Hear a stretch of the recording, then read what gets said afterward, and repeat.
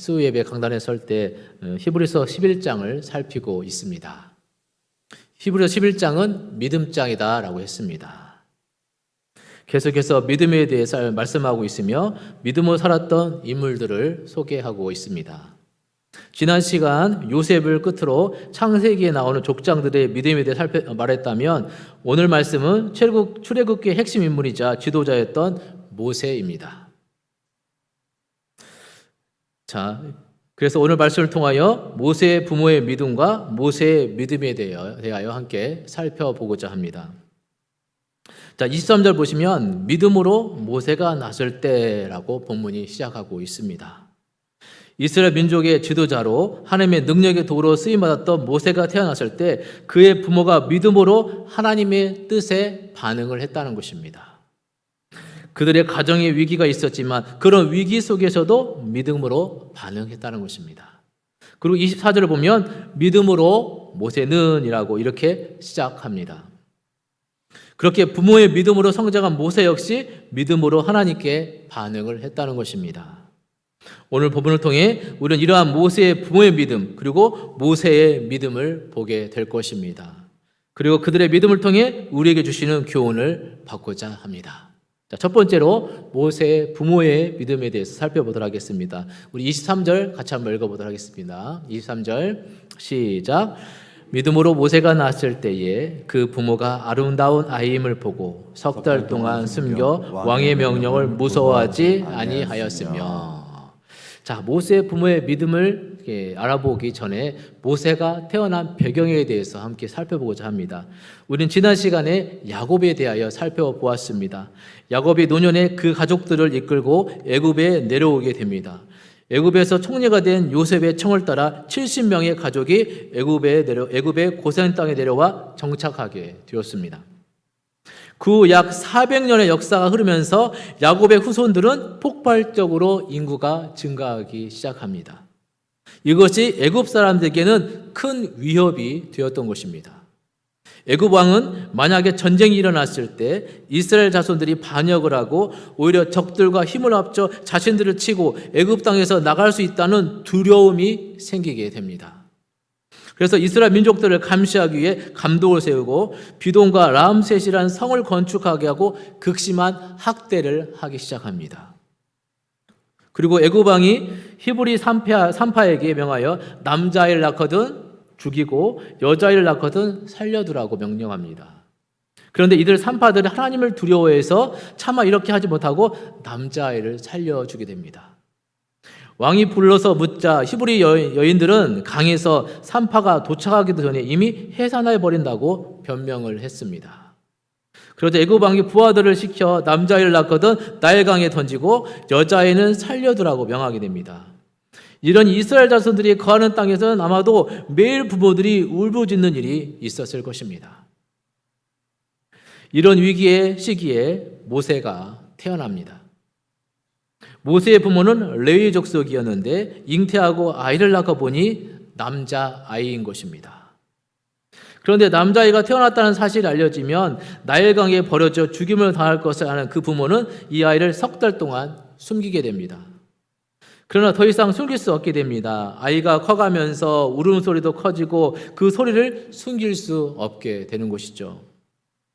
그래서 갈대 상자를 만들어 그 속을 역청과 나무진을 발라서 물이 들어오지 못하게 하고 아이를 담아서 나일강 물과 갈대 사이에 두고 아이의 누이를 시켜 아이가 어떻게 되는지 보게 합니다. 그런 놀랍게도 하나님의 섭리 가운데 마침 애굽 왕의 딸 공주가 목욕을 하기 위해 왔다가 그 시녀들이 갈대 사이에 있는 상자를 보게 됩니다. 가져와서 보니 그 안에 아이가 있고 아이가 울자 공주가 불쌍히 여기게 됩니다.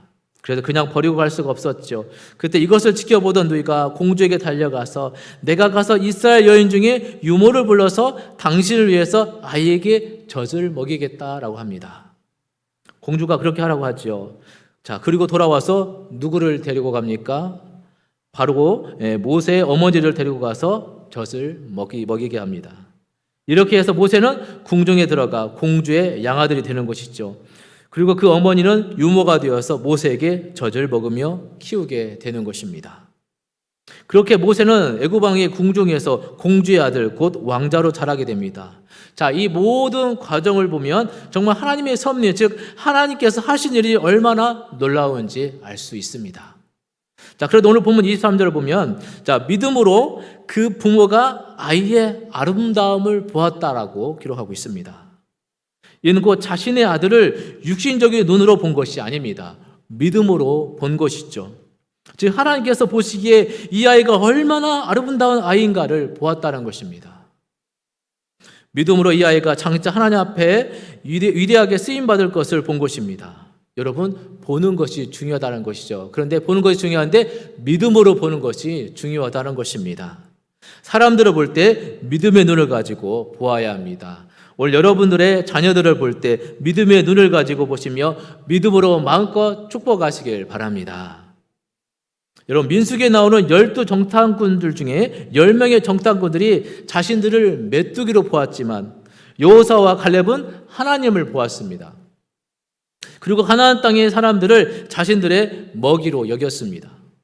결국 10명의 정탐꾼들과 그를 따르는 이스라엘 백성들은 광야에서 죽게 되었지만 믿음의 눈으로 보았던 여호수아와 갈렙은 그들이 그토록 바라던 약속의 땅 가나안 땅에 들어가게 되었습니다. 모세의 부모는 믿음으로 아이의 아름다움, 즉 하나님의 눈으로 보았습니다. 오늘 여러분들도 믿음으로 모든 것을 보시길 바랍니다. 믿음으로 모든 사람들을 바라보시고 축복하는 여러분들이 되시길 주의 이름으로 축원합니다. 자, 그리고 모세의 부모는 믿음으로 담대했습니다. 읽었던 23절 끝부분을 보면 애굽 왕의 명령을 무서워하지 아니했다라고 하였습니다. 믿음으로 담대했다는 것이죠. 왕의 명령을 어기고 아이를 숨기는 일은 두려움 그 자체였습니다. 만약 아이의 울음소리가 새나가고 애굽인들에게 알려진다면 아이뿐만 아니라 온 가족이 죽음의 위협 가운데 노출되는 상황입니다. 그러나 모세의 부모는 하나님을 의지하여 믿음으로 아이를 숨겼습니다. 다른 부모들이 어쩔 수 없이 눈물을 머금고 아이를 넘겨줄 수밖에 없었습니다. 그러나 모세의 부모는 하나님을 의지하여 두려움을 이기고 담대하게 이 일을 행했다는 것입니다. 예수님의 제자들은 배를 타고 가다 바람과 풍랑으로 배에 물이 들어옴을 보고 무서워 떨었습니다. 그러나 예수님은 고물을 베고 주무시고 계셨습니다. 조금도 두려움이 없으셨습니다. 그리고 다급하게 깨우는 제자들을 향해 어찌하여 이렇게 무서워하느냐, 너희가 어찌 믿음이 없느냐라고 말씀하셨죠. 그렇게 해서 바람과 파도를 잠잠케 하셨습니다. 우리 인생 가운데서도 이런 바람과 파도가 올 수 있습니다. 그러나 우리에게는 하나님의 계심을 기억하시길 바랍니다. 그래서 오늘 여러분들도 어떤 상황 가운데서도 믿음으로 담대하시길 축복합니다. 또한 모세의 부모는 포기하지 않는 믿음이 있었습니다. 아이가 자라면서 더 이상 숨길 수 없는 상태가 되었을 때 그들은 갈대 상자를 만들고 나일강 하숫과 갈대 사이에 가져다 놓았습니다. 그리고 딸을 시켜 그 아이가 어떻게 되는지 끝까지 지켜보도록 했습니다. 끝까지 포기하지 않았던 것이죠. 하나님께서 반드시 역사하실 것을 바라보고 또 기대하고 소망하면서 포기하지 않고 바라보는 믿음이 있었던 것입니다. 포기하지 않은 믿음의 대표적인 인물이 바로 소경 바디메오죠. 예수님이 지나가신다는 말을 듣고 소리쳐 외칩니다. 다윗의 아들 예수시여 나를 불쌍히 여기소서, 나를 불쌍히 여기소서 소리치고 또 소리쳤습니다. 사람들이 시끄럽다 책망함에도 전혀 개의치 않고 외쳐 부르짖었습니다. 그리고 예수님께서 그의 소원을 들어주셨죠. 포기하지 않는 믿음이었던 것입니다. 오늘 본문의 다음 장인 히브리서 12장 2절에서는 믿음의 주여 또 온전케 하신 이인 예수를 바라보자라고 말씀합니다. 오늘 여러분들도 결코 포기하지 마시고 끊임없이 믿음의 주이신 예수님을 바라보시는 은혜가 있으시기를 주님의 이름으로 축원합니다. 마지막으로 모세의 부모는 하나님께 모든 것을 맡기는 믿음이 있었습니다. 갈대 상자에 아이를 넣고 나일 강가에 던지는 순간 그 부모가 더 이상 할 일은 없었습니다. 이제는 오직 하나님 손에 아이를 맡길 수밖에 없었습니다. 놀라운 것은 그들의 믿음대로 하나님께서는 애굽 왕의 공주와 시녀들에게 아이가 발견되게 하셨다는 것입니다. 더욱더 놀라운 것은 아무리 애굽 왕의 공주가 발견했을지라도 아이를 불쌍히 여기지 않으면 오히려 더 위험할 수도 있었던 상황이죠. 만약 공주가 자신의 아버지의 명을 알고 히브리 아이를 갈대 상자에 꺼내 강에 던지라 했으면 모세는 죽을 수밖에 없었을 것입니다. 그러나 하나님께서는 애굽 왕의 공주의 마음에 갈대 상자에서 울고 있는 아이가 불쌍히 여기도록 하셨습니다. 그리고 그 아이를 자신이 데리고 가도록 하셨습니다. 그 순간 이를 지켜보던 아이의 누이가 달려가서 공주에게 어머니를 유모로 소개하게 되는 것이죠. 모세는 궁중에 들어가 왕자로 자라게 되며 어머니가 유모가 되어서 하나님의 백성의 정체성을 잃지 않고 자라게 되는 것입니다. 모든 과정 가운데 하나님의 섭리와 역사하심, 하나님의 손길이 있었습니다. 이렇게 놀랍게 역사하신 하나님께 모든 것을 맡기시는 여러분들이 되시길 주의 이름으로 축복합니다. 사랑하는 여러분, 모세의 부모의 믿음은 위기 순간에도 믿음으로 아이의 아름다움을 보았습니다. 아이에게 하나님의 뜻, 하나님이 쓰실 것을 보았습니다. 그리고 위험을 무릅쓰고 담대하게 아이를 감추었습니다. 더 나아가 끝까지 포기하지 않았습니다. 더 이상 자신들이 어떻게 할 수 없는 상황에 이르자 모든 것을 하나님께 맡겼습니다. 이 믿음으로 모세는 극적으로 살아나 애굽 왕의 공주 아들로 궁중에서 자라게 됩니다. 하나님의 손길에 의해 민족의 지도자로 쓰임받을 준비를 하게 되는 것입니다. 이 모든 과정이 믿음으로 되어지는 일이었습니다. 오늘 여러분들도 어떤 위기와 상황 가운데서도 믿음으로 바라보고 반응하는 여러분들이 다 되시기를 주의 이름으로 축원합니다. 두 번째로 모세의 믿음에 대하여 살펴보겠습니다. 우리 24절 같이 읽어보도록 하겠습니다. 24절 시작. 믿음으로 모세는 장성하여 바로의 공주의 아들이라 칭함받기를 거절하고. 자, 모세는 애굽 왕의 공주에 의해 궁중에 들어가게 되었습니다. 공주의 아들, 곧 왕자로 자라나게 됩니다. 그리고 애굽 궁중에서 무려 40년을 자라게 됩니다. 어려서부터 당시 세계 중심이었던 애굽이란 나라, 그것도 궁중에서 자랐고 애굽의 정치, 문화 등 애굽의 모든 것을 경험하며 자랐습니다. 그런데 놀라운 것은 이런 가운데서도 모세가 자신이 누구인지를 분명하게 인식하고 있었다는 것입니다. 자신의 정체성을 잃지 않았다는 것이죠. 이것은 바로 유무로 들어간 자신의 어머니가 끊임없이 히브리인의 정체성, 이스라엘 자손의 정체성, 하나님 백성의 정체성을 가르쳤기 때문입니다. 그리고 유모인 어머니는 아이에게 젖을 먹이고 기르면서 자신들의 조상 가운데 역사하셨던 하나님, 아브라함과 이삭과 야곱과 요셉에게 역사하셨던 하나님에 대해서 끊임없이 가르침으로 비록 애굽의 왕궁에서 살았지만 자신이 누구인지를 잃지 않도록 했다는 것입니다. 하루는 모세가 이스라엘 자손들이 거하는 곳에 내려가게 되었습니다. 자신의 동족들이 극심한 노동과 학대에 시달리고 있는 모습을 보았습니다.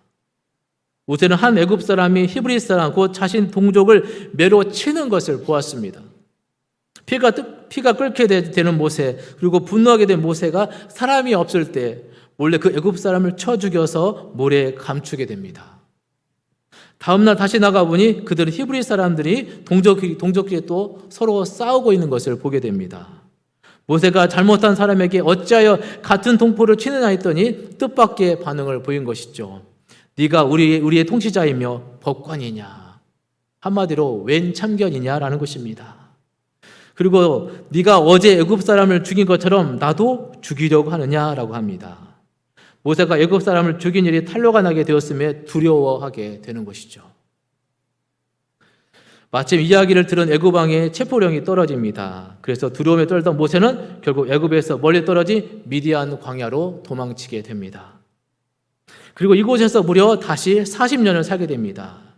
모세의 인생은 애굽에서 40년, 미디안 광야에서 40년, 그리고 하나님께 부름받아 이스라엘 지도자로 쓰임받는 40년의 인생을 살게 됩니다. 애굽 궁중에서 40년을 지낸 모세가 이곳을 떠나는 과정을 통해서 모세의 믿음을 보게 됩니다. 그것은 바로 공주의 아들이라 칭함을 거절했다는 것입니다. 읽었던 본문 24절에 믿음으로 모세는 장성하여 바로의 공주의 아들이라 칭함받기를 거절했다라고 말씀합니다. 애굽은 당시 세상의 중심이었습니다. 부귀와 영화와 모든 것을 누릴 수 있었던 곳입니다. 거기에다가 모세는 애굽 왕의 공주의 양자입니다. 모든 것을 누릴 수 있음에도 이것을 버리고 새로운 삶의 길을 선택했다는 것입니다. 사도행전 7장 22절을 보면 이렇게 말씀합니다. 사도행전 7장 22절 같이 한번 읽어볼까요? 시작. 모세가 애굽 사람의 모든 지혜를 배워 그의 말과 하는 일들이 능하더라. 아멘. 자, 이 말씀은 모세가 애굽인으로 부족함이 없었다는 것입니다. 지식이 있어서, 말에 있어서, 행동에 있어서 제한받을 것이 없었다는 것입니다. 역사의 기록에 보면 애굽과 이디오피아의 전쟁이 있었는데 이때 애굽의 총사령관으로 모세가 출전했다는 기록이 있습니다. 이 전쟁에서 크게 승리하게 되고 많은 공을 세우게 됩니다. 애굽 왕의 인정을 받았다는 것이죠. 어쩌면 모세는 왕이 될 수 있는 가능성마저도 있었습니다. 그러나 이 모든 것을 모세는 거절했습니다. 자신의 정체성 때문입니다. 자신은 애굽인이 아니라는 것이죠. 하나님 선택받은 이스라엘 민족의 자손이라는 것입니다. 이 정체성이 바로 자신의 유무로 있던 그 어머니에 의해서 생기게 된 것입니다. 그 어머니의 믿음이 이렇게 한 것이죠. 믿음은 세상의 영광을 구하지 않습니다. 오히려 영광을 버리게 되는 것입니다. 그리고 믿음으로 모세는 자신의 백성들과 함께 고난받기를 원했습니다. 우리 25절 말씀 읽어볼까요? 25절 시작. 도리어 하나님의 백성과 함께 고난받기를 잠시 최악의 낙을 누리는 것보다 더 좋아하고. 자, 잠시 최악의 낙을 누리는 것보다 하나님의 백성들과 함께 고난받기를 더 좋아했다라고 말씀합니다. 모세는 하나님의 백성들의 고난을 외면할 수 없었습니다. 애굽 사람들의 핍박과 학대로 고통하는 이스라엘 자손들의 고난, 그 고통을 외면할 수 없었던 것입니다. 그래서 그는 고통하는 자신들의 동족을 도우려다 오히려 사람을 죽이게 되고 발각되어 도망치는 신세가 되고 말았던 것입니다. 여러분, 이 땅에서 우리가 왜 믿음으로 살려고 애를 씁니까? 잠시 잠깐 누릴 죄악의 기쁨을 좋아할 수 없는 이유가 무엇입니까? 반대로 함께 고난의 길, 어려움의 길을 가려고 하는 이유가 무엇입니까? 이 땅의 것은 마치 메아리와 안개와 같기 때문입니다. 여러분, 메아리와 안개의 공통점이 무엇입니까? 금방 사라지다는 것입니다. 이 세상의 것들이 바로 이와 같다라는 것이죠.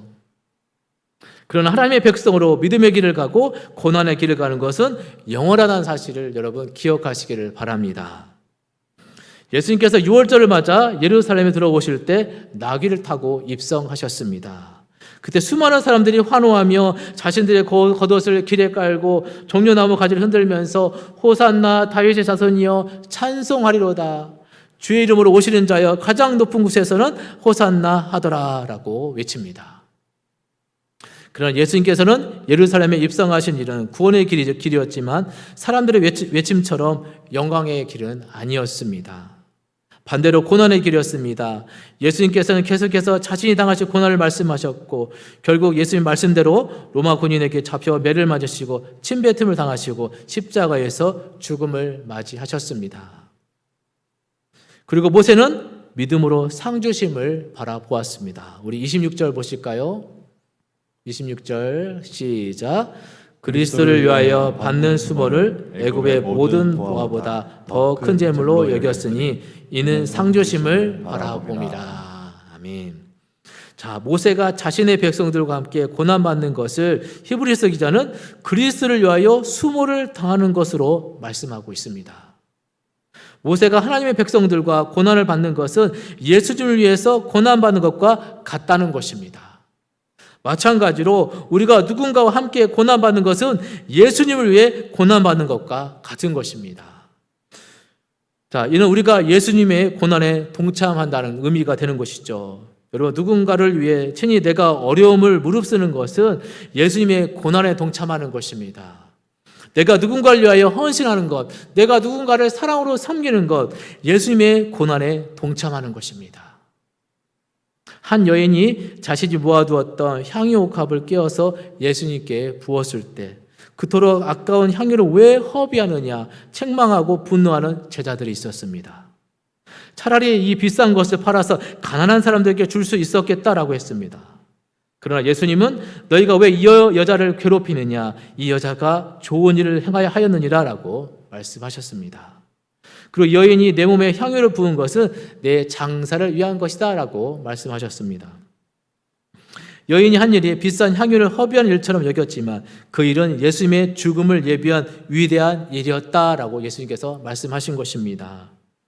때로는 소비처럼 보이고 어리석음처럼 보이는 일에 예수님께서는 가장 아름다운 헌신이 될 수 있음을 말씀한 것입니다. 이 여인이 한 일은 믿음으로 한 일인 것이죠. 그리고 예수님은 여인의 한 일이 복음이 전파되는 어느 곳에든지 전파될 것이라며 여인을 칭찬했고 여인을 축복했습니다. 여러분, 우리가 인생을 살아가다 보면 믿음을 지키는 일이 일시적으로 손해를 보는 경우도 있습니다. 그러나 그것은 결코 손해가 아니라는 것입니다. 오늘 본문의 모세가 하나님의 백성과 고난을 함께 했던 이유는 믿음의 상주심을 바라보았기 때문이다라고 말씀합니다. 믿음으로 주님의 일에 동참하고 믿음으로 고난에 동참하고 믿음으로 손해보는 일에도 동참하면 주님께서 갚아주신다는 것입니다. 오늘 여러분들도 믿음으로 상 주시는 하나님을 바라보시길 제 이름으로 축복합니다. 모세의 믿음은 애굽 왕 공주의 아들로 얻게 되는 부귀영화를 거절했습니다. 그리고 고난당하는 하나님의 백성들과 함께 하는 것을 잠시 잠깐 누릴 죄악의 기쁨보다 더욱 좋아했습니다. 이는 곧 그리스도를 위해 고난당하는 것이었습니다. 모세가 이렇게 했던 것은 하나님께서 주실 상으로 바라보았기 때문입니다. 오늘 우리 역시 마찬가지입니다. 이 땅에서 비록 힘들고 어려워도 예수님의 고난에 동참하며 세상의 죄악의 기쁨을 거부하며 그렇게 살 때 우리의 믿음을 보시고 반드시 우리에게 상 주실 하나님을 바라보시길 바랍니다. 오늘 여러분들 삶 속에 이러한 믿음으로 사시는 여러분들이 다 되시기를 주의 이름으로 축원합니다.